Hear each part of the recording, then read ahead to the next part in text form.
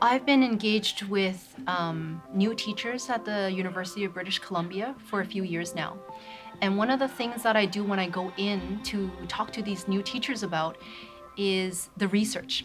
That the first 5 years of education, being a teacher in the classroom, is very stressful, is very taxing on themselves. And so there's a lot of dropouts. And so my interest is I want students to learn. And for students to have to learn well, the teachers have to be well.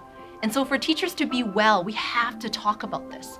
And so within my own practice with my group of teachers, we talk about self-care quite a bit. The importance of them also looking at that self-care piece.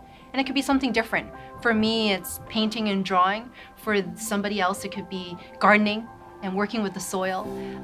But that piece is important. What is your piece as an educator? And what can you do to care for yourself? I've been in the high school for over 20 years. And so as a teacher, I've experienced burnout.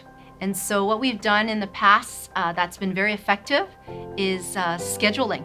When I've been in situations or some schools where I'm quite on my own and just working with my students and don't really get to consult with people or have a team to connect with, things just get more difficult. Usually it's tricky and if it's not built into the schedule to find time to really connect and professionally, but because it's built in the schedule, I know that I can always meet with my core team and just also check in and just see how my team's doing. Most high schools have their teachers teach 7 out of 8 blocks. All our high school teachers teach 6 out of 8 blocks.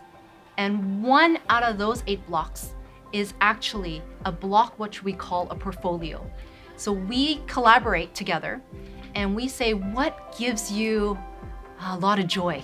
We value what our teachers do outside of the classroom in terms of teaching, that they have a lot of significant gifts that they can give back to the community and to invest in our students in other ways. One of the things that we do is our morning devotions together, just to meet with one another, to check in, and each staff is being telling their story. And we also have a chance to just share about each other's concerns on our hearts. So it could be an elderly parent who's not well, it could be a child who is unwell, or something pressing on your heart, and we take a time to pray together. So it recognizes outside of school, we all have relationships that are life-giving for us. The last Wednesday of the month, classes end around lunchtime, and then the students go home. The teachers engage in a potluck meal where they just have downtime and just kind of connect with one another. There's power in that. And then afterwards, they're given time in their small groups to meet and to chat. It's something people look forward to because we're all bringing food and spending time together, and there is that just kind of casual hanging out, getting to eat together and building that sense of community.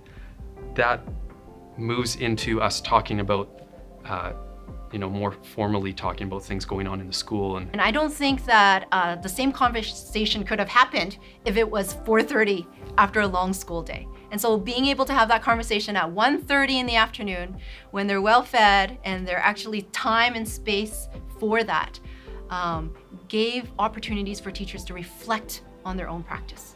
If they work during the working hours, then they can have time after work to spend with their family.